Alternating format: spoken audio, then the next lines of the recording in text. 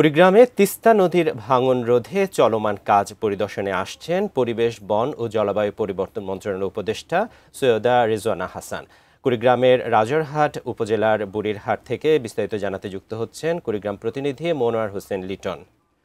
লিটন, নিশ্চয়ই আমাকে শুনতে পাচ্ছেন। লিটন, আজ তো উপদেষ্টা যাচ্ছেন সেখানে, তো কাজের অগ্রগতি কতটুকু, এ ব্যাপারে বিস্তারিত আমাদেরকে জানান। আপনাকে ধন্যবাদ।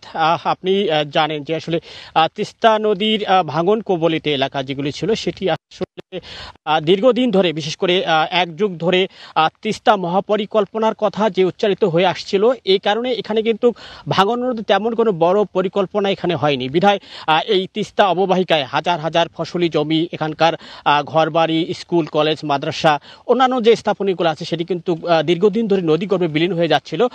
তবে এবার এই বছর কিছু স্থায়ী কাজ হচ্ছে, বিশেষ করে রাজারহাট উপজেলা এবং সেই সঙ্গে উলিপুর উপজেলায় 6.5 কিলোমিটার এই স্থায়ী কাজ কিছু হচ্ছে।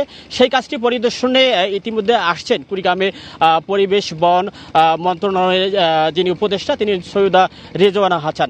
তিনি এই কাজগুলি পরিদর্শনে আসবেন। তবে তিস্তা পাড়ের মানুষের দুঃখ দুর্দশার জন্য এই 6.5 কিলোমিটার কাজ বাস্তবায়ন হলেও কিন্তু দূর হচ্ছে না, কেননা দীর্ঘ জায়গা এখানে, বিশেষ করে রাজারহাট উপজেলায়, সেই সঙ্গে উলিপুর উপজেলায়। তো এই এলাকার কাজগুলি যদি স্থায়ীভাবে কাজ করা না হয়, তাহলে কিন্তু এখানকার মানুষের যে দুঃখ দুর্দশা সেটি কিন্তু লাঘব।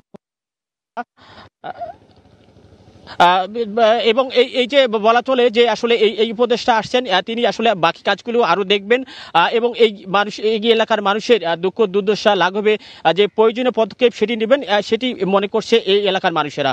সবসময় বলা যায় যে তিস্তা নদীর যে ভাঙন, এই ভাঙন বিশেষ করে এখন বর্ষা মৌসুম চলছে, আগামীতে আরও হয়তো এই বেগটা চলবে। বিশেষ করে এই নদীটা কিন্তু একেবারে শুকনো মৌসুমে তলা থাকে না। বিশেষ করে আপনার যখন বর্ষায় হঠাৎ করে ভারত থেকে পানি চলে আসে, তখন এইখানকার ফসলের জমি বা অন্যান্য ঘর এখানে বন্যা পরিস্থিতি তৈরি হয়। তো এই সমস্যাটা যেন এবার তৈরি না হয়, এটা কিন্তু এই এলাকার মানুষ মনে করছে। এই ছিল আমার হাতে বান্না আসলে উপদেষ্টা সফরের সর্বশেষ খবর।